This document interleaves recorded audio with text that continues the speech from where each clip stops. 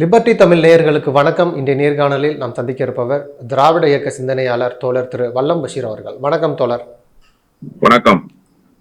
உச்சநீதிமன்றத்திடம் குடியரசுத் தலைவர் திரௌபதி முர்மு அந்த கருத்து கேட்ட விவகாரம் தொடர்பாக ஒரு 8 மாநில முதல்வர்களுக்கு மு.க. ஸ்டாலின் அவர்கள் கடிதம் எழுதியிருக்கிறாங்க. அதாவது மாநில சுயாட்சிக்கு ஒரு ஆபத்து இருக்கு, அரசமைப்பு சட்டத்தை சீர்கெடுக்கிறாங்க, இதை தடுத்து நிறுத்தணும், சட்ட போராட்டம் மூலம் வெற்றி பெறணும்னு சொல்லி 8 மாநில முதல்வர்களுக்கு கடிதம் எழுதுறாங்க.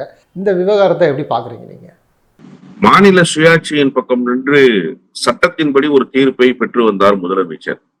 அந்த தீர்ப்பு என்பது ஒட்டுமொத்த இந்திய துணைக்கண்டத்துக்கும் பெறப்பட்டிருக்கிற தீர்ப்பு என்றுதான் புரிந்து கொள்ள வேண்டும்.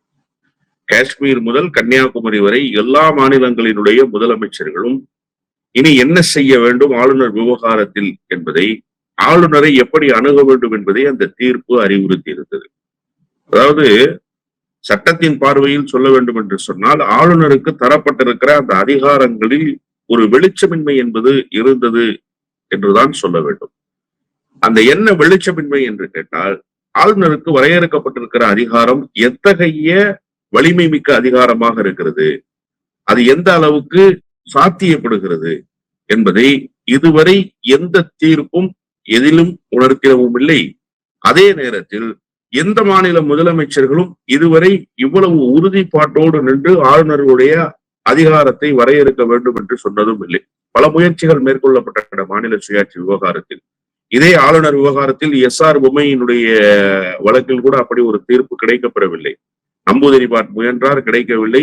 கலைஞர் அவர்களுமே முயன்றிருக்கிறார், இவ்வளவு தெளிவு கிடைக்கப்பெறவில்லை. இன்றைக்கு முதலமைச்சர் இவ்வளவு பெரிய தெளிவை கிடைக்கப்பட்டிருக்கிறார். என்ன தீர்ப்பில் அப்படி சொல்லப்பட்டிருக்கிறது என்பதையெல்லாம் கடந்த காலத்தில் நிறைய பேசியாகிவிட்டது.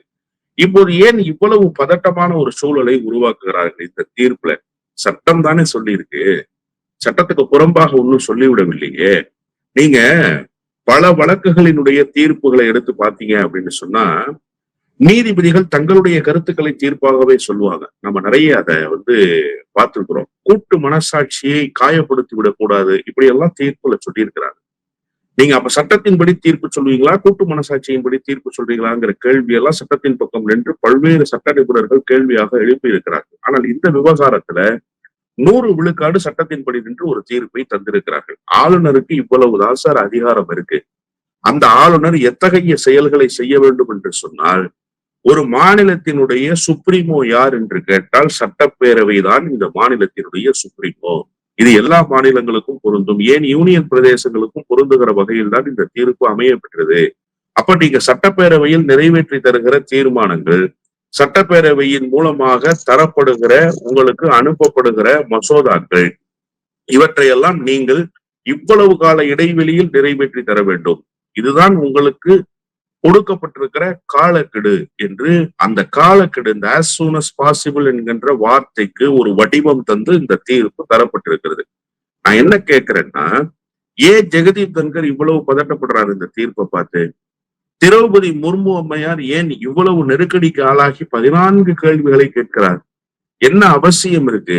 நீங்க சுதந்திர இந்தியாவுல இதுக்கு முன்பு யாருமே கேட்டது இல்லையா? எல்லாரும் கேட்டிருக்காங்க. 75 ஆண்டுகளில் இதுவரை 15 முறை இந்த கேள்விகள் எல்லாம் எழுப்பப்பட்டிருக்கின்றன. அதுல 2 முறை ரிஜெக்ஷன், 13 முறை பதில் சொல்லி இருக்கிறாங்க.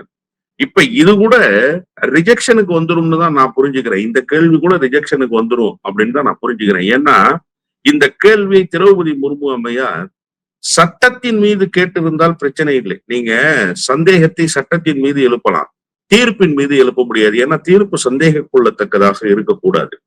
தீர்ப்பு என்பது மேல்முறையீட்டுக்கு போகக்கூடியதாக இருக்க வேண்டுமே தவிர தீர்ப்பு சந்தேகத்துக்குரியதாக இருக்கக்கூடாது. இப்ப முதலமைச்சர் இந்த விவகாரத்தில் ரொம்ப கிளாரிட்டியா இருக்கிறாருன்னு தான் நான் புரிஞ்சுக்கிறேன். இப்ப என்னன்னா, இவங்க அப்பீலுக்கு போயிருந்தாங்கன்னா அவர் கோர்ட்டுக்கு போயிருப்பார். இவங்க இந்த 2 நீதிபதிகள் அமர்வு, இதை 5 நீதிபதிகள் அமர்வுக்கு மாத்தணும். இதை நீங்க டிக்டேட்டே பண்ண முடியாது. நீங்க மாற்றணும்னு சொன்னீங்கன்னா உங்க தரப்புல நீங்க நேரடியாக மனுவை தாக்கல் பண்ணுங்க, மேல்முறையீட்டுக்கு போங்க. யாருக்கு அதிகாரம், அதிகாரத்துடைய வரம்பு என்ன, சட்டத்துல இடம் இருக்கா, இது போன்ற முக்கியமான விவகாரங்கள்ல 5 நீதிபதி அமர்வு அப்படின்னு ஒரு இது இருக்கு. அது சம்பந்தமான கேள்விகளை கேட்கிறாங்க. இங்க எப்படி ஒரு மாநில சுயாட்சி, ஒரு மாநிலத்துக்கு ஆபத்துன்னு சொல்லி எல்லாம் குரல் எழுப்புறாங்க? அது ஒரு கேள்வி இருக்குல்ல. இல்ல, நான் இப்ப இந்த விஷயத்துல ஒரே ஒரு புரிதலோடு இருக்கேன். என்ன அப்படின்னு கேட்டீங்கன்னா, குடியரசுத் தலைவருக்கு கேள்வி கேட்க கூட உரிமை இல்லையா? அது ஒரு மாநிலத்தை பாதிக்கும். அந்த பாயிண்ட் தான் வர்றேன். அந்த பாயிண்ட் தான் இப்ப நான் வர்றேன். பிரசிடென்ட்டுக்கு கேள்வி கேட்பதற்கான உரிமை இருக்கா இல்லையா அப்படின்னு ஒரு கேள்வி எழுதுல. பிரசிடென்ட் வந்து கைட் பண்ண முடியாது. புரியுதா உங்களுக்கு? உச்ச நீதிமன்றத்தை குடியரசுத் தலைவரால் வழிநடத்த முடியாது. நீதிபதிகள் தான் அதை செய்தாக வேண்டும். அந்த அதிகாரத்தை நீதித்துறையும் சட்டமும் அரசியலமைப்பு சாசனமும் குடியரசுத் தலைவருக்கு தரல. இத குடியரசுத் தலைவர் உணர்ந்துக்கணும். நான் அதனாலதான் ரொம்ப முதல் பத்தியிலேயே ரொம்ப தெளிவா சொன்னேன். நீங்க சட்டத்தின் மீதான சந்தேகத்தை கேட்கலாம் சார், அதுல தவறு இல்லை. ஆனா நீங்க என்ன பண்றீங்கன்னா தீர்ப்பின் மீதான சந்தேகத்தை எழுப்புறீங்க. அது தவறான்னு கேட்டா ஆமா, 100 விழுக்காடு தவறுதான். அதை ஒரு குடியரசுத் தலைவர் செய்யக்கூடாது. இதை உள்வாங்கித்தான் முதலமைச்சர் எல்லா முதலமைச்சர்களையும் திரட்டுறாரு. இப்போ நீங்க நல்லா புரிஞ்சுக்கங்க. இவங்க அப்பீலுக்கு போயிருந்தாங்கன்னா முதலமைச்சரும் கோர்ட்டுக்கு வாங்க பாத்துக்கலாம்னு சொல்லியிருப்பாரு. ஏன்னா இந்த தீர்ப்பை நீதிமன்றத்தினுடைய படிக்கட்டுகளில் ஏறிதானே பெற்று வந்தார். இன்னொரு முறை நீதிமன்றத்துக்கு அவருக்கு போறதுல என்ன சங்கடம் இருக்கும்னு நினைக்கிறீங்க? ஒரு சங்கடமும் இல்லை. ஆனா இவங்க நீதிமன்றத்துக்கு போகாம ஒரு கடிதத்தை எழுதி 14 கேள்வியை எழுப்பினேன்னு சொல்லி அரசியல் ரீதியான ஒரு நெருக்கடியை குடியரசுத் தலைவர் கொடுக்க முயன்றதற்கு பிறகு அரசியல் ரீதியாகவே இதை அணுக வேண்டும் என்கிற அணுகுமுறைக்கு முதலமைச்சர் வந்து விட்டார். இப்ப நீங்க கேட்டீங்கல்ல, முதலமைச்சர் இன்றைக்கு இந்த கூட்டத்தை கூட்டிட்டாரு, அழைப்பு விடுத்துட்டாரு, அரசியல் ரீதியான நகர்வு. குடியரசுத் தலைவருக்கு அப்ப அதிகாரம் இல்லையா? குடியரசுத் தலைவர் இந்த கேள்வியை கூட கேட்க கூடாதா? சட்டம் என்ன சொல்லுதுன்றத நான் சொல்றேன். Court may after such hearing as it fits respond to the president as thereon. இதுதான் சட்டம் சொல்லக்கூடிய செய்தி. என்ன சொல்லுது சட்டம் ஆங்கிலத்துல? இப்ப தமிழ்ல நம்ம படிச்சிருவோமே. கோர்ட், நீதிமன்றம் என்பது குடியரசுத் தலைவர் எழுப்புகிற சந்தேகத்துக்கு பதிலளிக்கலாம், பதிலளிக்காமலும் போகலாம். அது நீதிமன்றத்தினுடைய வரம்புக்கு உட்பட்டது. இதுதான் சார் சட்டம் சொல்லுது. அப்ப என்ன நீதிமன்றத்தினுடைய வரம்பு? நான் இதுக்கு முன்பே சொன்ன 75 ஆண்டு காலத்துல 15 முறை குடியரசுத் தலைவர்கள் இப்படி சந்தேகத்தை எழுப்பி இருக்கிறாங்க. இப்ப 2 முறை ரிஜெக்ஷனுக்கு வந்து, அது என்ன 2 முறை ரிஜெக்ஷனுக்கு வந்துச்சு? நீங்க ஒரு விஷயத்த நல்லா புரிஞ்சுக்கணும். மக்கள் சார்ந்த பிரச்சனைகளுக்கு மக்கள் விரோதமான தீர்ப்புகள் என்று குடியரசுத் தலைவர்கள் கருதுவார்களே ஆனால், மக்களுக்கு இதன் மூலமாக ஒரு நெருக்கடி வரும் என்று அவர்கள் நினைப்பார்களே ஆனால், இந்த நாட்டினுடைய ஒருமைப்பாட்டுக்கு சிக்கல் வரும் என்று கருதுவார்களே ஆனால், அவர்கள் அந்த சட்டம் குறித்த சந்தேகத்தை கேட்டு தெளிவு பெற முடியும். புரியுதா உங்களுக்கு? யார் சார்ந்து இருக்கணும்? இந்த நாட்டினுடைய மக்கள் சார்ந்து இருக்கணும். இப்ப இந்த ஆளுநருடைய விவகாரம் மக்கள் சார்ந்த பிரச்சனையா? மக்கள் சார்ந்த பிரச்சனையான்னு சொல்லுங்க. இல்ல, மக்கள் சார்ந்த பிரச்சனை இல்ல. இது ஆளுநர் என்கிற அதிகார வரம்பு எத்தகையது, ஆளுநர் என்கிற அந்த அதிகாரத்துக்கு எவ்வளவு வலிமை இருக்கிறது என்பதை இந்த தீர்ப்பு உணர்த்தி. இதனால மக்களுக்கு என்ன பாதிப்பு? வானளாவிய அதிகாரம் ஆளுநர் பெறப்போவதனால் மக்கள் விரோத நடவடிக்கைகள் தான் உயருமே தவிர மக்களுக்கு இதனால் ஏதாவது பாதிப்பு ஏற்பட போகிறதா? ஒரு பாதிப்பும் ஏற்பட போகல. இப்ப இந்த 2 ரிஜெக்ஷனுக்கு போச்சுல்ல, இதே மாதிரி குடியரசுத் தலைவர்கள் எழுப்பிய சந்தேகங்கள் 2 ரிஜெக்ட் ஆச்சுல்ல, அந்த 2மே மக்கள் பிரச்சனை சார்ந்தது. மக்கள் பிரச்சனை சார்ந்ததையே நீதிமன்றத்தில் இருக்கிற போது நாங்கள் இதை செய்ய முடியாதுன்னு சொல்லி ரிஜெக்ட் பண்ணாங்க. என்னங்கிறதையும் நான் சொல்லிடுறேன் ரொம்ப அழகா. ஆர்டிகல் 143 உட்பிரிவு 1 பயன்படுத்தி தானே இவங்க இந்த இதை கேட்கிறாங்க. இதையே எழுப்பித்தான் 1991 ஜூலை மாசம் குடியரசுத் தலைவர் காவிரி ட்ரிபியூனல் சம்பந்தமான ஒரு வழக்குல இதே மாதிரி ஒரு கடிதத்தை எழுதுறாரு நீதிமன்றத்துக்கு. என்ன சொல்லி எழுதுறாருன்னா, காவிரி ட்ரிபியூனலினுடைய தீர்ப்பு காவிரி நடுவர் மன்றத்துல என்ன சொல்லப்பட்டிருக்கிறதோ, தமிழ்நாட்டுக்கு எத்தனை டிஎம்சி தண்ணீர் திறக்கப்படணும்னு சொல்லி இருக்குதோ அத்தனை மடங்கு தண்ணீரை நிச்சயமாக கர்நாடகா திறந்து விட வேண்டும் என்கிற இந்த கோரிக்கை என்பது காவிரி நடுவர் மன்றம் அமைவதற்கு முன்பாக எத்தகைய அணுகுமுறை இருந்ததோ அதே அணுகுமுறையை பின்பற்ற வேண்டுமா, இல்ல வேறு அணுகுமுறையை பின்பற்ற வேண்டுமா? இதுதான் எழுப்பக்கூடிய கேள்வி. இந்த கேள்விக்கு என்ன தெரியுமா பதில் சொல்லிட்டாங்க? டிஸ்ட்ரிக்ட் கோர்ட்ல இல்ல கேஸ், ஹை கோர்ட்ல இல்ல கேஸ், சுப்ரீம் கோர்ட்ல இல்ல கேஸ். எங்க இருந்துச்சு கேஸ்? ஒரு சாதாரண ட்ரிபியூனல் கோர்ட்ல இருந்துச்சு கேஸ். ட்ரிபியூனல் கோர்ட்டுக்கு என்ன அதிகாரம்? சம்பந்தப்பட்ட எந்த வழக்குக்காக அந்த ட்ரிபியூனல் கோர்ட் அமைக்கப்படுதோ அந்த வழக்கை மட்டும்தான் விசாரிக்க முடியும். அது வேற எந்த வழக்கையும் விசாரிக்க முடியாது. அந்த ட்ரிபியூனல் கோர்ட்ல இருக்கிற வழக்க காரணம் காட்டி ரிஜெக்ட் பண்ணிட்டாங்க நீதிபதி. இந்த கேள்விக்கு நாங்கள் பதிலளிக்க முடியாது, ஏன்னா கேஸ் ட்ரிபியூனல்ல இருக்கு, அதனால நாங்க இதுக்கு பதில் சொல்ல முடியாதுன்னு சொல்லிட்டாங்களா? அப்போ ஒரு ட்ரிபியூனல் கோர்ட்ல இருக்கிற கேஸையே நீங்க சந்தேகிக்க முடியாது, கேள்வி கேட்க முடியாது, விளக்கம் பெற முடியாதுன்னா உச்ச நீதிமன்றம் தீர்ப்பளித்த கேஸ்ல நீங்க விளக்கம் கேட்க முடியுமா? சந்தேகம் எழுப்ப முடியுமா? நீங்க ஒப்பிட்டு பார்க்கணும். சரி, இன்னொரு ரிஜெக்ஷன் ஒண்ணு ஆச்சுல்ல. அது என்ன ரிஜெக்ஷன்? பாபர் மசூதியை இடிச்சிட்டாங்க. நரசிம்மராவ் ஒரு ஸ்டேட்மெண்ட்டை கொடுக்குறாரு. என்ன ஸ்டேட்மெண்ட் கொடுக்குறாருன்னா, 66.8 ஏக்கர் இடத்தை அரசு கையகப்படுத்த போகுது. அதுல பாபர் மசூதியும் கட்டுவோம், ராமர் கோயிலும் கட்டுவோம், அருங்காட்சியகமும் கட்டுவோம். இத அரசே செய்யும்னு சொல்றாரு. இது அரசே செய்யும்னு சொல்லிட்டாரா? இப்ப இத எந்த மாதிரி செயல்படுத்துவதற்கு சட்டத்துல இடம் இருக்குன்னு கேட்டு 1992 டிசம்பர் மாதம் பாபர் மசூதி இடிக்கப்பட்டதற்கு பிறகு இத சங்கர் தயாள் சர்மா குடியரசுத் தலைவர் கேட்கிறாரு நீதிமன்றத்தை நோக்கி. அப்ப நீதிமன்றம் இதற்கு பதில் சொல்லாம 5 நீதிபதிகள் குழுவை அமைக்குது. ஜே.எஸ். வர்மா, அகமதி உள்ளிட்ட 5 நீதிபதிகள் கொண்ட குழு அமைக்குது. அந்த 5 நீதிபதிகள் கொண்ட குழு என்ன தெரியுமா சொன்னாங்க? இந்த வழக்கு என்பது அலகாபாத் கோர்ட் உயர் நீதிமன்றத்தில் நிலுவையில் இருக்கிற காரணத்தால் இது குறித்து நாங்கள் கருத்து தெரிவிக்க முடியாது. இது யார் சொன்னது? சிறப்பாக இதற்காகவே நியமிக்கப்பட்ட அந்த 5 நீதிபதிகள் குழு. இப்ப இவங்க கேட்கறது என்ன? 5 நீதிபதிகள் தான் விசாரிக்கணும், ஏன் நீங்க 2 நீதிபதிகள் விசாரிச்சு தீர்ப்பு சொன்னாங்க அப்படிங்கிறத இவங்க கேட்கிறாங்க. இப்ப 5 நீதிபதிகள் ஏற்கனவே ஒரு தீர்ப்பை எப்படி கொடுத்திருக்கிறாங்க? தீர்ப்பு இல்ல, ரிஜெக்ஷனா கொடுத்திருக்காங்க. இதை இப்ப மேற்கோள் காட்ட மாட்டாங்களா கோர்ட்ல? நீங்க அப்பீலுக்கு அதனாலதான் போகல. நீங்க ஏன் அப்பீலுக்கு போகாம இருந்தீங்க? இன்னொன்னு, எனக்கு நேற்றைக்கு இருந்த சந்தேகம் இன்றைக்கு தெளிவாகிவிட்டது. நேற்றைக்கு என்ன சந்தேகம்னா, இந்த தீர்ப்பு எப்ப சார் வந்தது? ஏப்ரல் மாசம் வந்தது. இது என்ன சார் நடக்குது? மே மாசம் நடக்குது. அப்ப நீங்க ஏன் 1 மாத காலம் குடியரசுத் தலைவர் இதுக்கு அவகாசம் எடுத்துக்கிட்டாங்க? இந்த 14 கேள்விய குடியரசுத் தலைவர் தீர்ப்பு வந்த மறுநாளே கேட்டிருக்கலாம். ஜெகதீப் தன்கர் தீர்ப்பு வந்த அன்றைக்கு இரவே வெளிப்பட்டார்ல. அவருடைய முகம் என்ன என்பது வெளிச்சத்துக்கு வந்துருச்சு இல்ல. ஆனா குடியரசுத் தலைவர் வெளிப்படாமலேயே இருந்தார். ஏன் குடியரசுத் தலைவர் வெளிப்படாமலே இருந்தாருங்கிற ஒரு சந்தேகம் எனக்கு என்ன இருந்ததுன்னா, சஞ்சீவ் கண்ணா போகட்டும், புதிய நீதிபதி வரட்டும், வந்த பிறகு நாம் இந்த கேள்வியை எழுப்பி புதிய நீதிபதிக்கு ஒரு அழுத்தம் தரலாம், இல்ல புதிய நீதிபதி தன்னுடைய பக்கம் வருவாருன்னு நினைச்சிருப்பாங்கன்னு நினைக்கிறேன். இப்ப என்ன பண்ணிட்டாருன்னா, பி.ஆர். கவாய் ரொம்ப அழகா சொல்லிட்டாரு. அரசியல் அமைப்பு சாசன சட்டம் தான் பெரிது, நாடாளுமன்றத்திற்கோ வேறு யாருக்கோ இங்கே அதிகாரம் இல்லை, இவை மூன்றும் சேர்ந்து ஒரு தூண்களாக இருக்கிறது, இங்கே சட்டம் தான் பெரிதுன்னு ஒரு ஸ்டேட்மெண்ட்டை கொடுத்தாரு. இப்ப என்ன ஆயிப்போச்சு? உங்க முகத்துல கரிய பூசிட்டாங்களா? சட்டம் தான் பெருசுன்னு சொல்லிட்டாங்களா? இவ்வளவுதான் விவகாரம். குடியரசுத் தலைவருக்கு அதிகாரம் இல்லையான்னு கேட்டா, ஆமா அதிகாரம் இல்ல, சட்டம் சொல்லுது, நாங்க சொல்லல. சட்டத்திட்ட தான் நீங்க கேள்வியை கேட்கணும். இந்த நாடு சட்டத்தின் ஆட்சியை பின்பற்றுகிற நாடு தானே, சட்டம் தானே பெரிது. நீங்களும் நானும் அதிகாரமும் இங்கே பெரிதல் அல்ல. குடியரசுத் தலைவருக்கு உண்டான கண்ணியம் உண்டு. குடியரசுத் தலைவர் தான் the first lady of India. அதுல ஒண்ணும் மாறுபட்ட கருத்து யாருக்குமே இல்லை. ஆனா அவரை விட சட்டம் பெரிதாக இருக்கிறது. அவரை விட சட்டம் பெரிதாக இருக்கிறது. அவரே சட்டத்தின்படிதானே நடக்க வேண்டி இருக்கிறது. அவருக்கு ஒன்னும் சட்டத்தை மீறிய வானலாவிய அதிகாரம் இல்லையே. அப்ப குடியரசுத் தலைவருக்கு அதிகாரம் இல்லையா? இல்லைன்னு சட்டம் சொல்லுதோ அதை நாங்க சொல்றோம். இருக்கான்றத நீங்க நீதிமன்றத்துல ஏறி கேளுங்கன்னு சொல்றோம். திராணி இருந்தால், தெம்பு இருந்தால் நீதிமன்றத்துடைய படிக்கட்டுகளுக்கு குடியரசுத் தலைவரை ஏறச் சொல்லுங்கள். குடியரசுத் தலைவர் தரப்பிலிருந்து ஒரு வழக்கை தாக்கல் செய்ய சொல்லுங்கள். அதையும் தமிழ்நாடு சந்திக்க தயாராகத்தான் இருக்கு. இப்போ ஏற்கனவே நீங்கள் சொன்னது போல் பி.ஆர். கவாய் அவர்களுடைய கருத்து ஒருபுறம் இருக்குது. துணை குடியரசுத் தலைவர் ஏற்கனவே கேட்டிருந்தாரு, சூப்பர் நீதிமன்றம் போல செயல்படுறாங்க அப்படின்னு சொல்லி கேட்டிருந்தாரு. அதற்கு பதிலாக தான் இதை பார்க்கலான்னு சொல்கிறாங்க. தொடர்ச்சியாக ஒன்றிய அரசுக்கும் உச்சநீதிமன்றத்துக்கும் ஒரு மோதல் போக்கா இல்லை கருத்து வேறுபாடு ஏதோ ஒரு விஷயம். இப்போ இந்த நீதிபதியுடைய கருத்தை தொடர்ந்து ஒரு மகாராஷ்டிரா போகிறாரு. அங்கே இருக்கக்கூடிய உள்துறை செயலாளர், டிஜிபி உள்ளிட்டோர் வந்து புறக்கணிக்கிறாங்க அவருடைய அந்த விழாவில் பங்கேற்கிறத. இந்த மாதிரியான மோதல் போக்கு நாட்டுக்கு நல்லதா அப்படிங்கிற ஒரு கேள்வி இருக்கு இல்லையா?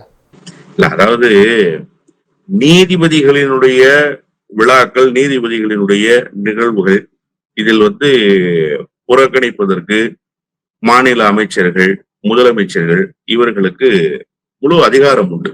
அது பங்கேற்கவும் செய்யலாம், பங்கேற்காமலும் போகலாம். ஆனா அரசு சார்ந்த உயர் அதிகாரிகள் இருக்காங்கல்ல, அவங்க பங்கேற்கணுமா வேண்டாமான்னு கேட்டா நிச்சயமாக பங்கேற்கத்தான் வேணும். பங்கேற்க முடியாது, இல்ல அவங்க புறக்கணிக்கிறாங்க, அரசுக்கு வருத்தம் வந்துடும். நாளைக்கு வேற ஒரு அரசு வந்தாலும் அந்த அதிகாரிகள் அந்த பொறுப்பில் இருக்கத்தான் போகிறார்கள்.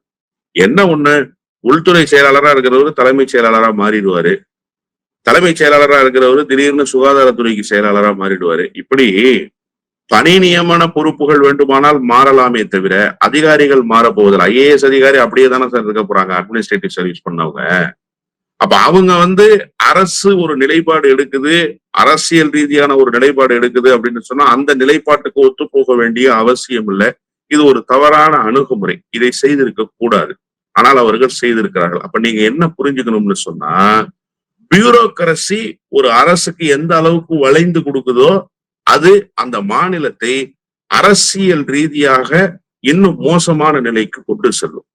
அரசியல் பழிவாங்குகிற நடவடிக்கைகள், அரசியல் சார்பு நடவடிக்கைகள், அரசு எடுக்கிற அரசியல் ரீதியான முடிவுகள் இவற்றுக்கு பியூரோக்ரசி இணங்கி போகிறது என்று சொன்னால் அப்போ ஜனநாயகம் என்று ஒன்று இருக்குமா?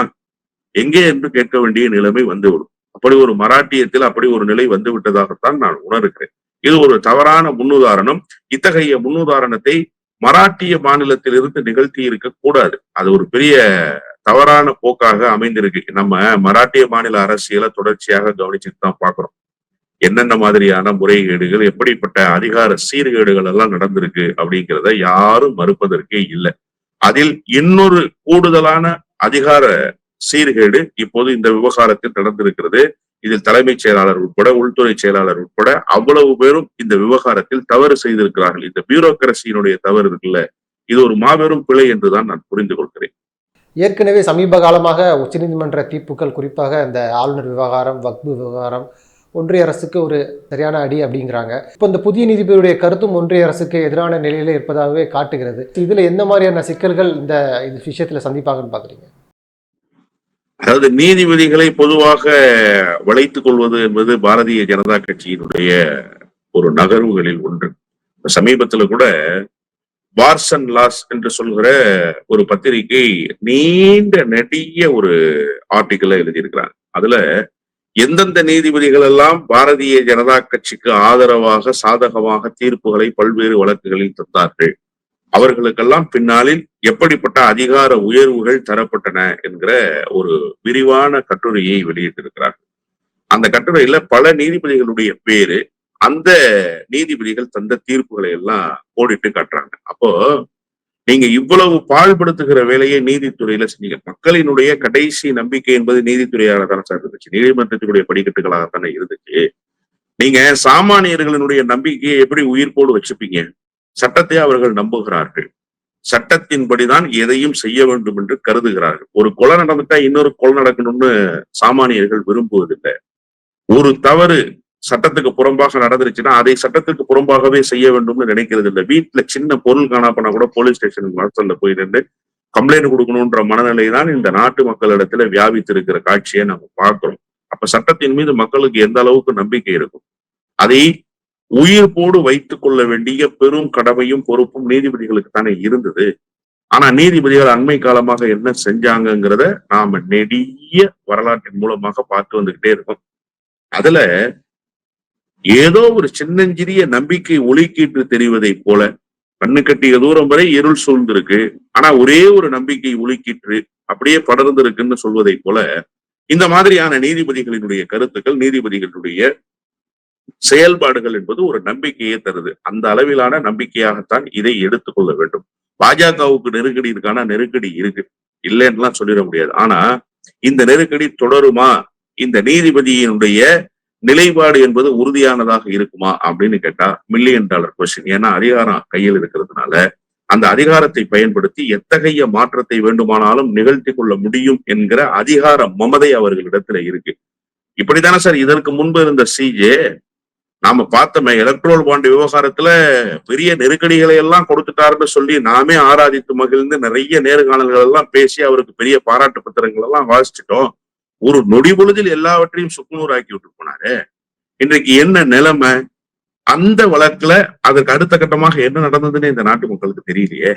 அரசியல் ரீதியாக தொடர்ந்து வாசிக்கக்கூடிய, தொடர்ந்து அரசியல் ரீதியான கருத்துக்களை உள்வாங்கக்கூடிய நமக்கே என்ன நடந்ததுன்றது புரியாத அளவுக்கு ஒரு சூழல் உருவாகிடுச்சு. அப்ப அன்னைக்கு இருந்த நெருக்கடிக்கு அவர் கொடுத்த நெருக்கடிகளை பாராட்டணும். ஆனா ரொம்ப லாங் டேர்ம் ப்ராசஸ்ல பார்க்கும்போது அதை நீர்த்து போக செய்திருக்கிறாரோ நீதிபதி என்கிற சந்தேகம் வந்துருச்சு இல்ல. அதன் பிறகு அவருடைய அணுகுமுறைகள் அப்படி இருந்துச்சு. அவருடைய வீட்டுக்கே பிரதமர் போனாரு. அவருடைய மாநிலத்தினுடைய பாரம்பரியத்தை பிரதிபலிக்கக்கூடிய உடையெல்லாம் உடுத்திக்கிட்டு போனாரு. இந்த காட்சிகளை எல்லாம் நம்ம பார்த்தோம். அந்த மாதிரி ஒரு சூழல் வந்துவிடக் கூடாது என்று உண்மையிலேயே கவலைப்பட வேண்டும். அப்படித்தான் கவலையை வெளிப்படுத்துகிறோம். ஆனால் இந்த நீதிபதி இதே நிலைப்பாட்டோடு இருப்பார் என்று சொன்னால் வரலாற்றில் அவருக்கும் ஒரு இடம் உண்டு. ஒருவேளை இந்த நிலைப்பாட்டில் இருந்து மாற்றம் இருக்கும் என்று சொன்னால் நான் சொன்ன பார்ஸ் அண்ட் லாஸ் கட்டுரையில இவரும் இடம்பெறுவார் என்றுதான் சொல்ல வேண்டும். அதை பொறுத்திருந்துதான் பார்க்க வேண்டும். நன்றி தோழர். நிறைய நல்ல தகவல்களை நேயர்களுக்கு சொல்லியிருக்கீங்க. உங்களுடைய நேரத்துக்கு மிக்க நன்றி. நன்றி.